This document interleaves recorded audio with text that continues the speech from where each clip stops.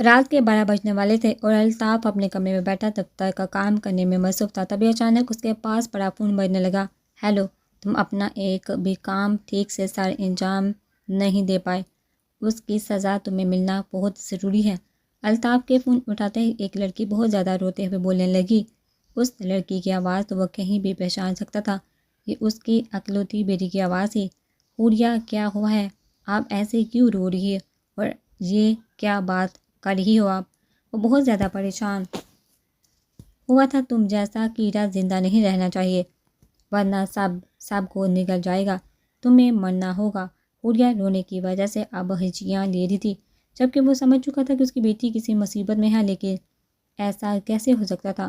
وہ تو girls hostel میں بہت حفاظت سے تھی۔ حوریہ، کون ہے بیٹا؟ کون تمہیں پریشان کر رہا ہے؟ وہ اب بے چین ہوا تھا۔ تمہاری بیٹی کے پاس وقت بہت کم ہے، لیکن تم چاہو تو بچا سکتے ہو اسے۔ حوریہ کی روندی ہوئی آواز اسے سنائی دی۔ تم میری بیٹی نہیں ہو سکتے۔ کون ہو تم؟ بتاؤ مجھے۔ الطاف منہ میں چلایا، میں تمہاری بیٹی نہیں ہوں، میں تو صرف لکھ رہا ہوں۔ اور تمہاری کمینی بیٹی یہ پڑھ رہی ہے۔ چھوڑو میری معصوم بچی کو، اس نے کچھ نہیں کیا۔ کون ہو تم؟ اب کی بار وہ بھی روتے ہوئے بولا۔ اپنی بندوق سے ایک سراخ اپنے دماغ میں کر دو، یا پھر کل اپنی بیٹی کا چھلنی ہوا وجود اس کے کالج سے لے کر جانا۔ حوریہ زار و قطع رونے لگی، مگر وہ کسی اور کے الفاظ ہی استعمال کر رہی تھی۔ براہ راست وہ اپنے باپ کو کچھ بھی نہیں کہہ سکتی تھی۔ تمہارے پاس وقت بہت کم ہے۔ حوریہ کی آواز ایک بار پھر سے اسے سنائی دی۔ دیکھو، ایک بار میری بات سن لو۔ اس نے منٹ کی 10، 9، 8۔ حوریہ کی ڈھوتی ہوئی آواز پر اس کے ہاتھ کانپنے لگے۔ 7، نہیں، رک جاؤ۔ کون ہو تم؟ کیا چاہتے ہو؟ میں کچھ بھی دینے کو تیار ہوں۔ ہمیں چھوڑ دو۔ الطاف نے بھیک مانگی تو ایک پل کو دوسری طرف خاموشی ہوگی۔ 6، 5، نہیں، پلیز نہیں۔ وہ زمین پر بیٹھے رو رہا تھا، مگر اس کا ہاتھ بندوق تک جا چکا تھا۔ اسے اس کی بیٹی اپنی جان سے بھی زیادہ عزیز تھی۔ 4، 3، کون ہو تم؟ آخر کون ہو تم؟ وہ بندوق اپنی کن پٹی پر رکھ کر چلایا۔ 2 تھا۔ حوریہ کا لفظ پورا ہونے سے پہلے ہی وہ اپنے دماغ میں گولی مار چکا تھا، جبکہ گولی کی آواز کے بعد اب فون میں سے صرف حوریہ کی چیخیں اور رونے کی آواز آ رہی تھی۔ سکندر! اس کے زمین پر گرے موبائل فون میں سے حوریہ کی آواز آئی اور پھر اس کے بعد وہ فون بند ہو گیا۔ زرش روتے ہوئے اپنے کمرے میں واپس آئی۔ اس نے تو کبھی زندگی میں بھی نہیں سوچا تھا کہ اس کا سامنا کبھی اس شخص سے ہوگا، وہ جو اسے خوابوں میں دیکھ کر سکون محسوس کرتی تھی۔ اس سبز آنکھوں والی مسیحا کا صرف خیال ہی اس کا تمام خوف بلانے کے لیے کافی ہوتا تھا، اور آج تو وہ اس کے سامنے تھا، لیکن اس نے زرش کو پہچانا نہیں تھا۔ زرش کو اس کی آنکھوں میں وہ اجنبیت بہت زیادہ تکلیف دے گئی تھی، مگر وہ بھی کیوں یاد کرتا؟ وہ کیا تھی؟ بس ایک مظلوم لڑکی نہ، جسے اس نے ایک شیطان کے چنگل سے نکالا۔ زرش میں تو ایسا کچھ بھی نہیں خاص تھا، الٹا وہ تو دبا تھی ایک پھر کیوں کر وہ سے یاد رکھتا۔ زرش بر پر بر کے بیٹھ کر بے آواز رونے لگی۔ وہ اتنا کیوں رو رہی تھی، یہ تو وہ بھی نہیں جانتی تھی۔ ایسا کوئی تعلق تو نہ تھا اس شخص سے کہ اس کا بھول جانا اتنی تکلیف دے گیا تھا۔ زرش بیٹا، وہاں کیوں بیٹھی ہو؟ فاطمہ بیگم کی آواز پر زرش نے جلدی سے اپنے آنسو صاف کیے۔ فاطمہ بیگم نے لائٹ آن کی۔ کیا ہوا میری جان، سب ٹھیک ہے نا؟ فاطمہ بیگم اس کی سرخ آنکھوں کو دیکھ کر پریشان ہوئی۔ زرش نے ہلکا سا مسکرا کر ہاں میں سر ہلایا۔ تو پھر وہاں کیوں بیٹھی ہو؟ میں پانی پینے گئی تھی۔ زرش نے اشارہ کیا تو فاطمہ بیگم مسکرا دی۔ چلو آؤ، سو جاؤ میری جان۔ فاطمہ بیگم نے اسے پیار سے پاس بلایا تو زرش ان کے پاس جا کر لیٹ گئی۔ فاطمہ بیگم نے مسکرا کر اس کے ماتھے کو چوما تو زرش آنکھیں موند گئی، لیکن دماغ پر ابھی بھی وہ سبز آنکھیں ہی سوار تھیں، اور ایسا تو 6 سال سے تھا، کیونکہ انہیں یاد کیے بغیر زرش کو کبھی نیند ہی نہیں آئی تھی۔ والدین کی آنکھ اپنے گھر میں ہونے والے شور و غل سے کھلی، اور اسے سب سے اب اسے چڑ ہو رہی تھی، کیونکہ اسے اکیلے رہنا بہت زیادہ عزیز تھا، اور اب اس سے اپنا گھر چڑیا گھر لگ رہا تھا۔ وہ اکتا کر نیچے آیا تو اس کی نظر کھلکھلا کر ہنسی ہوئی جانان پر پڑی، جو کہ زرش کو گلے لگا کر بولتی ہی جا رہی تھی۔ زری، تمہیں پتہ ہے میں نے تمہیں کتنا یاد کیا؟ مجھے تو یقین ہی نہیں آ رہا کہ میں اتنی اچانک آپ لوگوں سے ملنے آ رہی ہوں۔ جانان نے اب باقاعدہ زرش کا گال چوما، جبکہ پاس کھڑا شایان انتہائی محبت سے مسکراتے ہوئے جانان کو دیکھ رہا تھا۔ والدہ نے وہاں سے جانا ہی بہتر سمجھا۔ السلام علیکم والدین بھائی، کیسے ہیں آپ؟ جانان نے اسے مخاطب کیا تو والدین نے ایک گہرا سانس لے کر خود پر قابو کیا، صرف ہاں میں سر ہلا کر جواب دیا اور خود شایان کے پاس چل دیا۔ یہ بندہ کبھی نہیں سدھر سکتا، کریلے ہیں پورے، وہ بھی کڑوے والے۔ جانا نے زرش کے کان میں سرگوشی کی تو زرش نے ایک نگاہ واجدان پر چلی۔ وہ تو ابھی بھی اپنی آنکھوں پر یقین نہیں کر پا رہی تھی، وہ شخص اس کے نزدیک کے سامنے تھا۔ سعد بھائی کہاں ہے؟ جانا نے ارد گرد نظر دوڑا کر پوچھا۔ کام سے گیا ہے وہ، واجدان نے عام سا جواب دیا اور پھر شایان کو سوالیہ نظروں سے دیکھنے لگا۔ شایان اس کے آنکھوں کے اشارے بھی سمجھتا تھا اور اس وقت واجدان ان سب لوگوں کے اپنے گھر میں آمد کی وجہ سے بے چین تھا۔ شایان کے لبوں کو ایک شرارتی مسکان نے چھوا۔ جانان بیٹا، آپ لوگ کچن میں جا کر کھانے کا کچھ کر لو۔ سلیمان صاحب اتنا کہتے ہی جانان نے زرش کا ہاتھ پکڑا، اسے بہت سی باتیں سناتے ہوئے ساتھ لے گئی۔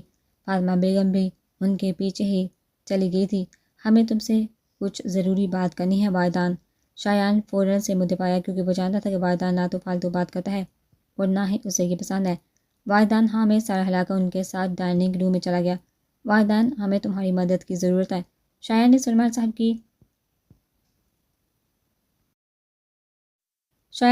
صاحب کی ویل چیئر کو صوفے کے پاس کھڑا کیا، خود بھی ان کے قریب ہی بیٹھ گیا۔ ہاں بتاؤ، واجدان نے دیوار کے ساتھ ٹیک لگا کر پوچھا، لیکن شایان بات کرنے کے بجائے سلیمان صاحب کو دیکھنے لگا۔ ہماری ایک گزارش ہے تم سے۔ سلیمان صاحب نے ہچکچاتے ہوئے بات شروع کی۔ واجدان، ہم چاہتے ہیں کہ تم زرش سے نکاح کر لو، شایان نے اچانک سے کہا تو واجدان نے کوئی تاثر دیے بغیر ہی اسے دیکھا، اور یہ بات واجدان کو بہت پر اصرار بناتی تھی۔ جہاں دوسرے لوگوں کے ارادوں کا اندازہ تاثرات سے لگایا جا سکتا تھا، وہیں واجدان ہاند برف کا ایک پتلا تھا، ایک ایسی کتاب تھا جو پڑھنے والے کے لیے بالکل کوری تھی۔ کیا یہ کوئی مذاق ہے؟ واجدان نے ایک آبرو اچکا کر شایان سے پوچھا۔ واجدان، میں جانتا ہوں کہ تم کسی بھی قسم کا رشتہ نہیں بنانا چاہتے، تمہیں یہ نکاح صرف نام کے لیے کرنا ہے، ہم کبھی بھی اس رشتے کو ختم کر سکتے ہیں۔ واجدان، جان سکتا ہوں؟ وجہ جان سکتا ہوں؟ واجدان کا انداز بالکل عام سا تھا۔ وہ لڑکی بہت بڑے خطرے میں ہے، ایک شخص پڑا ہے اس کے پیچھے، اور فی الحال ہم اس کے بارے میں سوائے اس کے نام کے کچھ نہیں جانتے۔ ہم زرش کو عثمان، میرے یا کسی اور رشتہ دار کے پاس نہیں چھوڑ سکتے، کیونکہ وہ آدمی سلیمان صاحب کے ہر رشتہ دار کے پاس زرش کو ڈھونڈنے گا، مگر تمہارے بارے میں وہ کبھی بھی شک نہیں کر سکتا۔ شایان نے اسے ساری بات کھل کر بتائی۔ لیکن نکاح ضروری نہیں، یہ لوگ جو ہی رہ سکتے ہیں یہاں۔ واجدان نے بات کو ختم کرنے کی کوشش کی۔ یہ زرش کے تحفظ کے لیے ہے واجدان، زرش کسی اور کے نکاح میں ہوگی تو وہ کچھ نہیں کر سکے گا اور اس میں دلچسپی کھو دے گا۔ شایان جانتا تھا کہ واجدان کو اس معاملے میں منانا بہت زیادہ مشکل ہوگا۔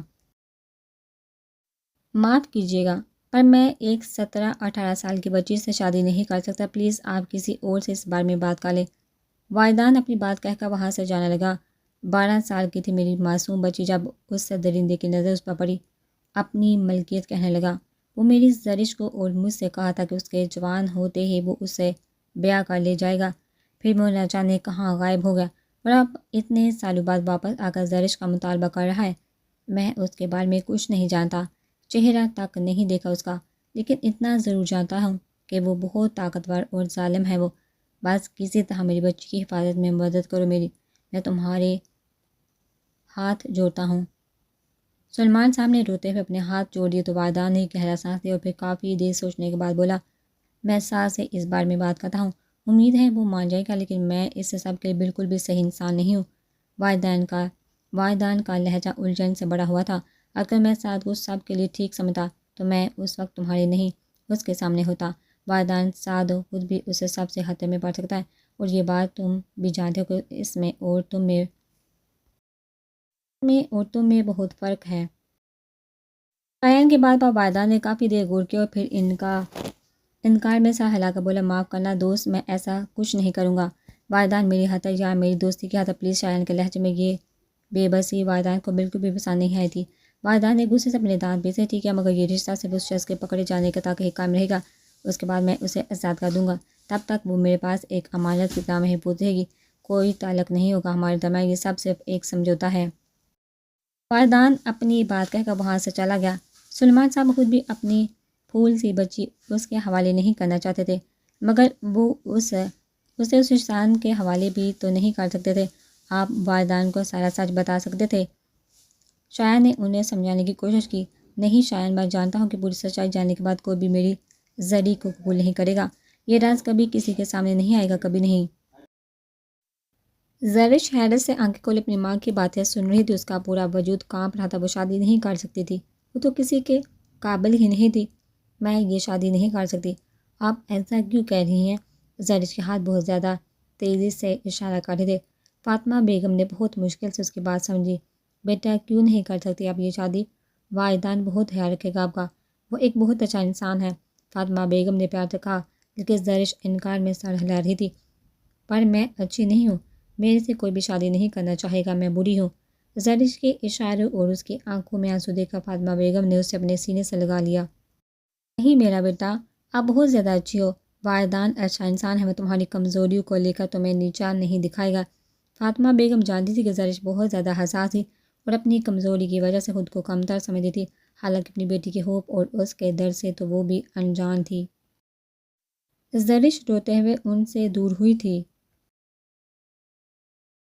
وہ مجھ سے پیار نہیں کرتے، بابا کے کہنے پر شادی کر رہے ہیں۔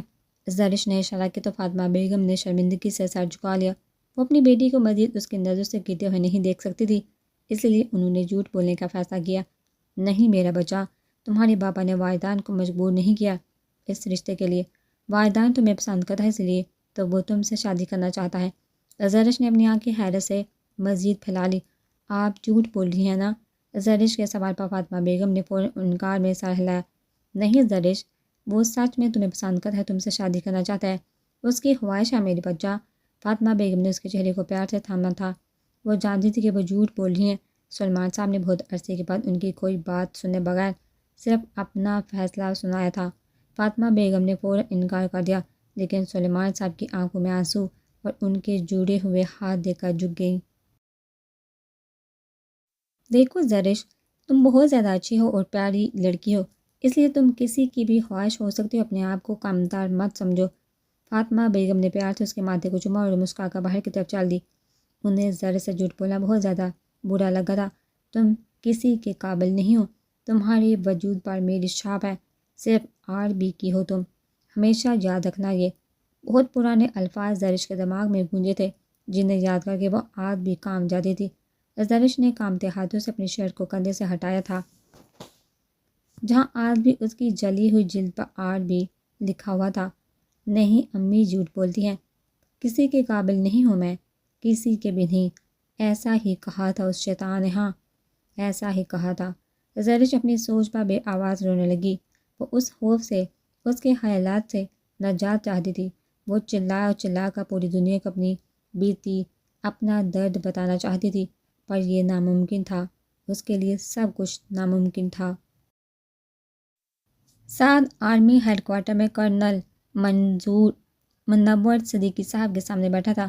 بہت زیادہ ٹریننگ اور جدوجہد کے بعد والدین اسے ISI میں شامل کروانے کے قابل ہو ہی گیا تھا۔ سعد کو تو یہ ناممکن ہی لگا تھا، مگر بادشاہ کو پکڑے اور شایان کی بے گناہی کو ثابت کرنے میں سعد کا عمل دخل اس کے کافی کام آ گیا تھا۔ سعد نے ساتھ بیٹھے والدین کو دیکھا جو ہمیشہ کی طرح ہر شے سے اکتایا ہوا نظر آ رہا تھا۔ تو کیپٹن سعد، کیا آپ ہماری سیکرٹ انٹیلیجنس کا حصہ بن کر خوش ہیں؟ کرنل منور صاحب نے پروفیشنل انداز میں پوچھا۔ یس سر، سعد نے کافی پرجوشی سے جواب دیا۔ کیپٹن سعد، میرا ارادہ تو آپ کو پہلے مشن پر افغانستان بھیجنے کا تھا، لیکن آپ کی خواہش ملک میں ہی رہنے کی تھی۔ کرنل صاحب کی بات پر سعد ہلکا سا مسکرایا۔ سر، بہت سے غدار دہشت گرد تو ہمارے اپنے ملک میں چھپے بیٹھے ہیں، اس لیے میں چاہتا ہوں کہ یہی رہ کر اپنے ملک کو ان سانپوں سے بچاؤں۔ سعد کا محب الوطنی کا جذبہ اس کے ہر انداز سے جھلک اٹھا تھا۔ وہ ان نوجوانوں میں سے تھا جو ملک کے تحفظ کی خاطر مرنے کو تیار بیٹھے تھے۔ کرنل منور صاحب نے سعد کی بات پر اسے مسکرا کر دیکھا۔ ویری گڈ کیپٹن سعد، ہمارے جوانوں کا یہی جذبہ ہے جس کی وجہ سے ہمارا یہ پاک وطن قائم اور دائم ہے اور ہمیشہ رہے گا انشاءاللہ سر، سعد نے پرجوشی سے کہا۔ کرنل صاحب نے اپنا رخ والدین کی طرف کیا جو سعد کے برعکس ٹانگ پر ٹانگ رکھ کر بیٹھا کھڑکی سے باہر دیکھنے میں مصروف تھا۔ ایک نئی مصیبت نے جنم لیا ہے والدین، کوئی ہے جو 1 سال میں 15 لوگوں کی جان لے چکا ہے، مگر ابھی تک ہم اس کے بارے میں کچھ بھی نہیں جان پائے۔ پہلے یہ کیس پولیس کے پاس تھا، پھر CIA، پھر IB کے پاس گیا، لیکن مکمل طور پر ناکامی کے بعد اب یہ کیس ISI کے پاس آیا ہے اور اس شخص کو ایک دہشت گرد قرار دے دیا گیا ہے۔ فائدان کی آنکھوں میں چمک آئی۔ سعد بھی کافی توجہ سے ان کی بات سن رہا تھا۔ اس شخص نے ہر ایک کی جان لینے میں اپنے آپ کو کبھی سامنے کیا ہی نہیں، بلکہ کسی نہ کسی طرح سے انہیں خودکشی پر مجبور کر دیا۔ زیادہ تر لوگ حکومت کے کافی خاص آدمی تھے اور کچھ تو بزنس مین تھے۔ اسی وجہ سے بہت زیادہ تہلکہ مچ گیا اور اس شخص کو پکڑنا بہت ضروری ہو گیا ہے۔ والدان نے اسباب میں سر ہلایا۔ کرنل صاحب نے ایک فائل والدان کی طرف بڑھائی تو والدان نے اسے پکڑ کر کھولا۔ سامنے ہی کسی مشہور وکیل الطاف احمد کے قتل کی ساری ڈیٹیلز تھی۔ اب یہ الطاف صاحب کا کیس ہی دیکھ لو۔ اس شخص نے ان کی بیٹی کو کڈنیپ کیا اور اس پر بم باندھ کر اس سے اپنے باپ کو خودکشی کرنے کا کہا۔ معاملے کی پیچیدگی کو سمجھ کر والدان کی آنکھوں میں چمک بڑھتی جا رہی تھی۔ یہ کام دلچسپ ہونے والا تھا۔ اس لڑکی نے کچھ بتایا نہیں اس شخص کے بارے میں۔ والدان کے سوال پر کرنل صاحب نے ایک ٹھنڈیا بڑھی۔ وہ لڑکی ہوش میں آئی تو وہ ایک کرسی سے بندھی تھی اور اس کے سامنے میز پر ایک ٹیپ موجود تھا جس میں لکھے گئے الفاظ کے ذریعے اس شخص نے بچی کو دھمکایا اور الطاف صاحب کی خودکشی کرنے کے بعد کسی نے اسے انجیکشن لگا کر بے ہوش کر دیا۔ پھر اس کی آنکھ واپس اپنے ہاسٹل میں کھلی تھی۔ والدان نے اسباب میں سر ہلایا۔ ہم اس شخص کے بارے میں جانتے کیا ہیں؟ اب کی بار سوال سعد کی طرف سے آیا تھا۔ صرف نام سکندر۔ اس نام پر والدان کے چہرے پر ایک پل کے لیے حیرانی تھی جو کہ سعد سے چھپی نہیں رہی تھی۔ اس کے علاوہ یہ کہ ایک لڑکی نے سکندر کو دیکھا تھا۔ اس نے CIA کو جو حلیہ بتایا وہ زیادہ کام تو نہیں آیا، مگر سکندر اب اس لڑکی کے پیچھے پڑا ہے۔ کئی بار جان لیوا حملے کیے ہیں اس پر جن سے کسی نہ کسی طرح وہ بچتی رہی ہے، لیکن آخری بار اس نے موت کو بہت قریب سے دیکھا تھا۔ شاید آپ کو وہ سکندر کے بارے میں کچھ بتا پائے۔ فی الحال تو وہ کرنل آصف صاحب کے پاس ہے۔ والدان نے ہاں میں سر ہلایا جبکہ کرنل آصف کے ذکر پر سعد مسکرایا تھا۔ اس شخص نے سعد پر بہت احسان کیے تھے، یا یوں کہنا بہتر ہوگا کہ سعد جو کچھ بھی تھا انہی کی وجہ سے تھا۔ والدان تمہیں اس سکندر کو پکڑنا ہے۔ پہلے ہی ہم اس دارا کو نہیں پکڑ سکے اور اب یہ نیا دشمن پیدا ہو گیا ہے۔ پتہ لگا اس کا۔ والدان اور اس مشن میں کیپٹن سعد تمہارے ساتھ ہوں گے، اسسٹ کریں گے۔ والدان نے ہاں میں سر ہلایا اور سعد بھی اس فیصلے سے متفق تھا۔ کچھ جوان بھی تمہارے ساتھ اس مشن۔ مجھے ان کی ضرورت نہیں، اپنا کام اکیلے کرنا زیادہ پسند ہے۔ سعد کا ساتھ کافی ہے میرے لیے، بس 4 مہینے کا وقت دے دے مجھے۔ والدان نے کرنل صاحب کی بات کاٹی تو انہوں نے والدان کو غصے سے دیکھا، مگر وہ جانتے تھے کہ والدان باقی جوانوں سے بہت مختلف تھا اور انہیں اس کی قابلیت پر پورا بھروسہ تھا، اس لیے وہ خاموش تھے۔ ٹھیک ہے والدان، 4 مہینے کا وقت، اگر تم یہ نہیں کر پائے تو مشن کسی اور کو دے دیا جائے گا۔ والدان نے ہاں میں سر ہلایا، خاموشی سے باہر کی طرف چل دیا۔ سعد نے بھی اٹھ کر کرنل صاحب کو سلوٹ کیا۔ زندگی میں یہ ایک مقصد حاصل کر کے والدان کافی خوش تھا۔ ماضی الفاظ درانی ایک انتہائی زیادہ اچھے اور فرشتہ صفت انسان تھے۔ لوگ کہتے تھے کہ خدا نے انہیں اس زمین پر لوگوں کی مدد کے لیے بھیجا ہے۔ وہ انسان کے روپ میں خدا کا بھیجا ہوا ایک فرشتہ ہے۔ اپنی خاندانی جائیداد کے اکلوتے وارث اور بہت بڑے کنسٹرکشن کمپنی کے آنر ہونے کی وجہ سے وہ پاکستان کے امیر ترین لوگوں میں سے تھے، لیکن اس امیر ترین انسان نے ہمیشہ اپنا سارا پیسہ غریبوں میں لٹایا تھا۔ مگر جب آپ اللہ کی راہ میں کچھ دیتے ہیں تو وہ 4 گنا زیادہ ہو کر آپ کو ملتا ہے۔ یہی معاملہ الفاظ درانی کے ساتھ بھی ہوتا تھا۔ ضرورت مندوں پر پیسہ پانی کی طرح بہانے کے باوجود کم ہونے کے بجائے کئی گنا بڑھتا ہی تھا، لیکن کمی تو اس انسان کو بھی تھی۔ خدا نے سب دیا تھا، بے شمار دولت، بے تحاشا عزت، جان سے بھی زیادہ پیار کرنے والی بیوی، بس ان کی کوئی اولاد نہیں تھی۔ شادی کو 7 سال ہو چکے تھے لیکن اولاد کی نعمت ان کو نہیں مل رہی تھی اور اس کے لیے الفاظ اور شاہانہ گر گڑا کر خدا کی بارگاہ میں بھیک مانگتے تھے۔